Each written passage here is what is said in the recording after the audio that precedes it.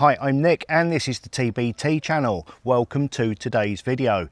In today's video, we're going to look at the various ways there are of reducing the power of a spring air rifle. So you've watched the videos I did on chronos, the 12 foot-pound limit, and how different pellets can affect the power from your gun. And you think, right, I'm going to check my rifle. So you get yourself set up with your chrono and your rifle and a selection of pellets. You test with your preferred pellet, the one you always test with, and it comes out at 11.4 foot-pounds in this case. And you think, that's all right, that's safely under the limit, not a problem at all. But then you think, hang on a second, lighter pellets give more power, heavy pellets give less power. Approximately, generally, as a general rule. So you think, I'm going to test that. So you find some, where'd it go, 21.1 grain pellets. You put that over the chrono and it drops to 8.6. You've lost nearly 3 foot-pounds with a 21 grain. You think, fantastic, 11.4 with my preferred, 8.6 with the heavy, I'm safe. But that's not how it works with a Springer, usually. And you think, I've got some hobbies, I'll try those. And I put these over the chrono. These are 11.9, I believe, and these came out at 11.9 foot-pounds. That was average. Some of them were a little lower, some were a little higher. A couple were just over 12. That's from 11.4 with its preferred pellet, and you think, that's not good. And then you remember, at the back of the cupboard, you've got some of these little groovers. Field Target Trophy Green. 9.5 grains of awfulness. It's an alloy pellet that if you throw them in the bin, it's gonna miss, but it's light. What happens when we put that through there? Nearly 13 foot-pounds. So practically as close as makes no odds, a foot-pound over the limit. So your lovely, safe 11.4 foot-pound with your preferred pellet gun is capable of going over 12 foot-pound with nothing but changing the pellet. What do we do? That's what we're going to look at next. So you discover the gun that you've been using happily for ages without a care in the world is capable of going over 12. That means in the eyes of the law, if they were to test it and they test it with that pellet, they would consider it a Section 1 firearm. How do we avoid this? What do we do? The first thing is, this is why I recommend you run your rifle at 10.5 foot-pounds with your preferred pellet. Generally speaking, with a spring-powered rifle, somewhere around the 14 to 15 grain mark, you're going to find the most accurate pellet. And the only pellet you want to use with your gun is the most accurate. Forget the shape of it, forget the power of it, forget the rest of it doesn't matter. If you're not hitting the target, who gives a crap? So the most accurate pellet is the pellet you want to use. In most cases with a Springer, this will be a midweight pellet. And in most cases, if you set that pellet to 10.5 foot-pounds, with the lightest pellet you can find, it will still be under 12. So that's one reason to run at 10.5 foot-pounds in a Springer. Another reason is recoil. The more energy you put into the piston to produce energy at the muzzle, thank you to the person who said I keep saying power. Power's the wrong word. We all say it's 12 foot power limit. It's an energy limit. There is a difference. Thank you. To produce more energy at the muzzle, we're putting more energy into the piston. And because of, is it Newton's third law? Every action has an equal and opposite reaction. The more force goes that way, the more goes that way. We get more recoil. And the downside of recoil is, you know, we shoot other guns as well. A lot of us shoot shotguns, things like that. People say, recoil on an air rifle? What are you talking about? It's not so much the recoil hurting your poor little shoulder. It's the fact that the pellet is in the barrel while all of that recoil is happening. So it can send it off all over the place. That can ruin your accuracy. What you want is smooth action that's quite fast, so that it's not going on for too long to help with your technique. But at 10.5 foot-pounds, most HFT shooters, if you ask them, run at around 10.5 foot-pounds, because that's going to give them the best balance of accuracy, recoil and power energy. So there's one reason to run at 10.5. There's two reasons to run at 10.5. And I know that a few of you got very upset. It's not fair. We should be allowed to run up to 11.999 recurring foot-pounds because the law says we can. You can, with the most efficient pellet, which is very, very rarely the most accurate pellet. Hitting the target isn't the most important thing. It's the only thing. So you want to reduce the power of your gun, in this case by 0.9 of a foot-pound. That's what I'd want to do. I'd want to bring that down from 11.4 with its chosen pellet to 10.5. How would we do that? First of all, we need to make sure the gun isn't dieseling. Dieseling is as it sounds. The diesel engine works by compressing a solvent, and the temperature reaches such a high point that you get a flash point and it detonates, and that's how a diesel engine works. Diesel engines, by the way, are named after the inventor, not the fuel. It was designed to run on peanut oil, but there you go. So that's what dieseling is. You've got grease or oil or both inside of the compression tube. The air is squeezed by the piston. It reaches over 400 degrees C during the moment of firing, and that's enough to detonate it.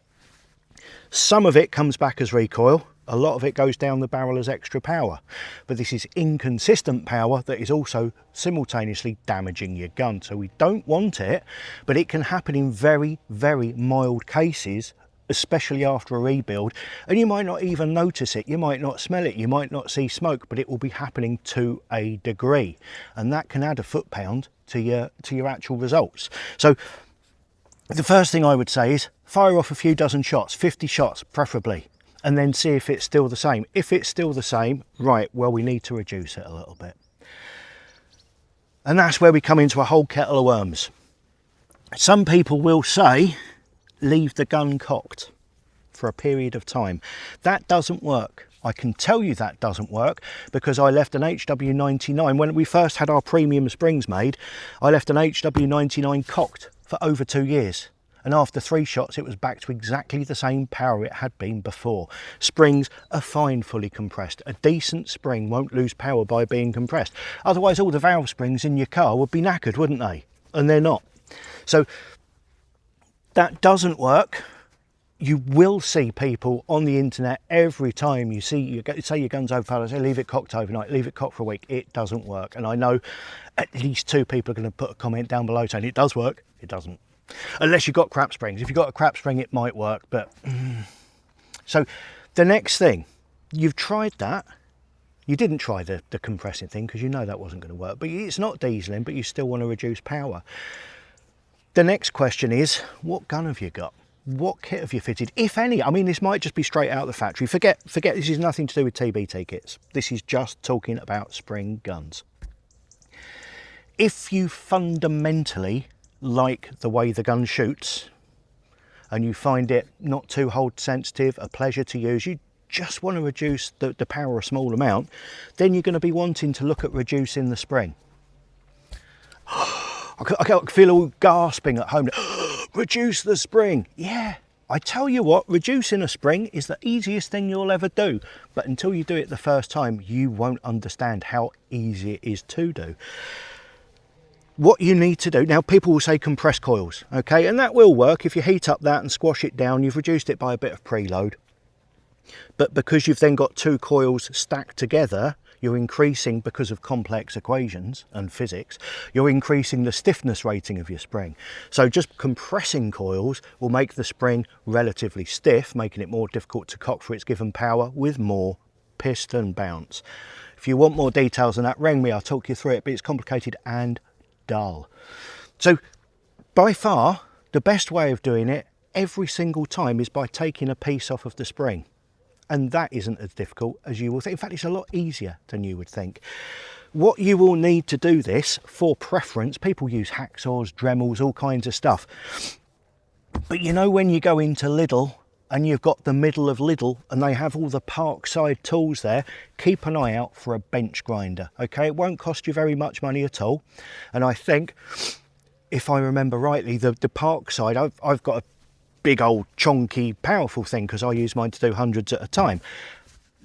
But the park side one, perfectly good enough for the job, and it will come with a couple of cutting stones, grinding stones, and usually it will come with a polishing mop as well. So you can use it for polishing the ends of the spring, you can use it for polishing the piston, you can use it for 1,000,001 uses, around that 101 maybe 103 uses around the house. It's a useful thing to have and it won't cost you much money. So what you do is you've got your grinder in front of you, securely bolted onto your bench.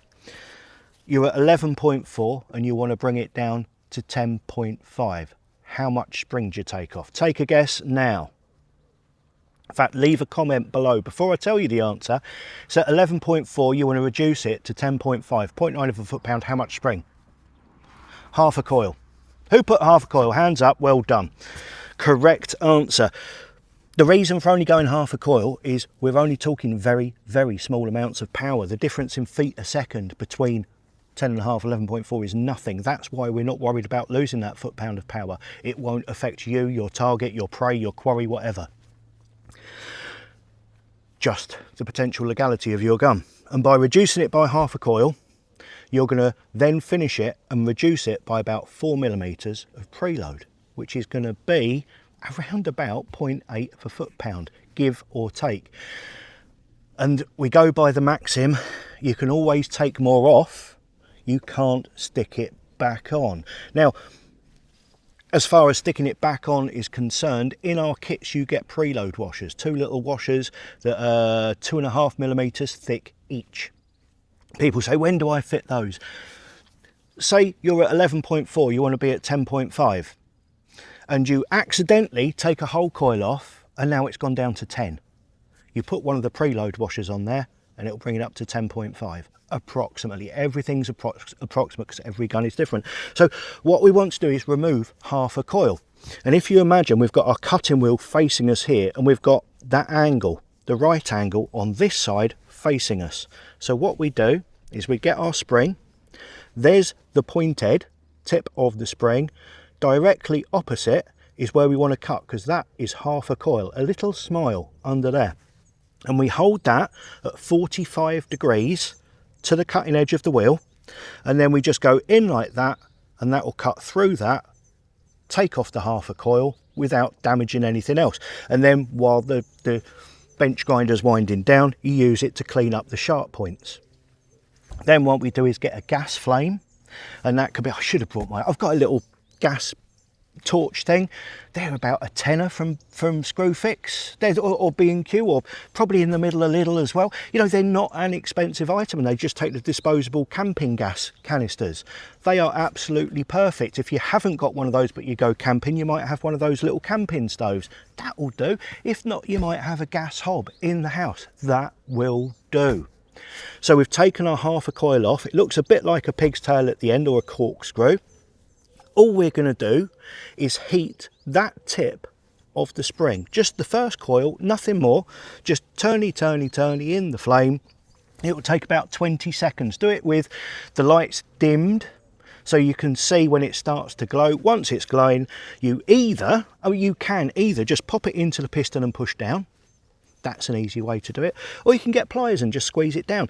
It will have the consistency, not much different to plasticine. It'll be soft and you just go pop, pop, pop, pop, pop.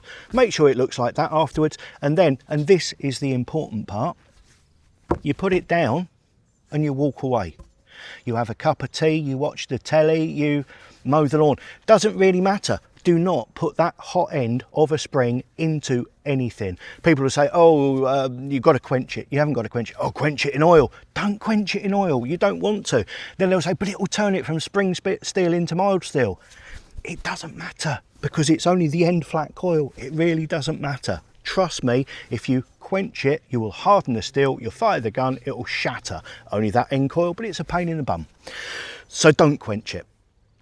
If you wanted to retemper a spring, you would need a spring tempering oven because the whole spring has to be taken to the same temperature. You don't own a spring tempering oven, so you just put it down, walk away and leave it alone. When you've come back, it's nice and cold. If you've got your bench grinder out, you have a little grind round there, maybe polish the inside with a bit of emery cloth, then polish up the end on the polish mop on your thing. You know, lovely job. Put it back in. Pound to a pinch of poo, it's going to be nearer to 10.5. Job done, crack on. Alternatively, if you have a gun that is more suited to magnum power than 12 foot-pounds, you may consider short stroking. Now in the UK, our short stroking kits, our pro kits, maxi pro kits, are the most popular kits we sell because they have a short stroke. I have here a TX200 / Pro Sport short stroke, and I have an HW80 short stroke. They're also available for all the other Virox apart from the 30, which simply doesn't need it. And what these do, they can reduce power. Just on its own, it can reduce power by up to half a foot-pound. But that isn't the way we generally use them. We use them in conjunction with reducing the spring a bit, but you fit your short stroke first, then do your spring adjustment afterwards. But what you're doing with this one, where you just shorten the spring, you liked the way it shot, you didn't find it hold sensitive, you found it accurate as hell, you just wanted it to be safer. If you found it a little bit jumpy, HW95s in particular, they're known for barrel flip, you'll see people talking about it. Or you've got an HW80 which wants to run at 20 foot-pounds, and for it to run at 12 the piston has to travel at that speed, which means it's kind of like a rocking horse when you fire it. You might want to consider a short stroke. If we take the HW80 first, that's a 15mm short stroke. It reduces the movement of the piston by 15mm, which means the volume of air that's pushed out is reduced to exactly the same as an HW35. So by fitting that onto the front of an HW80 piston, you can effectively turn it internally into an HW35, perfect for 12 foot-pounds, but without the god-awful looks that go with it. Likewise, this one here, we have these plastic clip-on extensions for HW97s, 95s, 98s. We can supply them for HW99s and 50s, particularly when people want to use them for bell target at 6 foot-pounds. It makes it a crisp firing cycle at 6 foot-pounds instead of lazy and lollopy.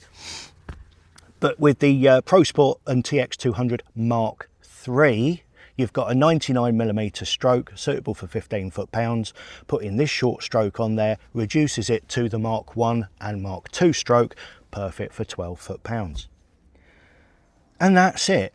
If you want, if you've tested your gun that you've always been happy with at 11.4, but then you thought, I'm going to check some pellets, found it goes considerably over 12 with some pellets, and you just want to reduce it a bit, the easiest, quickest and cheapest thing to do is reduce the spring. As I say, half a coil. Don't be afraid to take quarter of a coil if it's that close. It doesn't matter, you can take any amount off, just don't take too much off. I had one last week, a chap with an HW95. He fitted one of our maxi kits and it came out at 12.5 foot-pounds, so he took 3 coils off. It's now doing 8 foot-pounds. Don't take too much, you can always cut more off, you can't stick it back on. So that's it.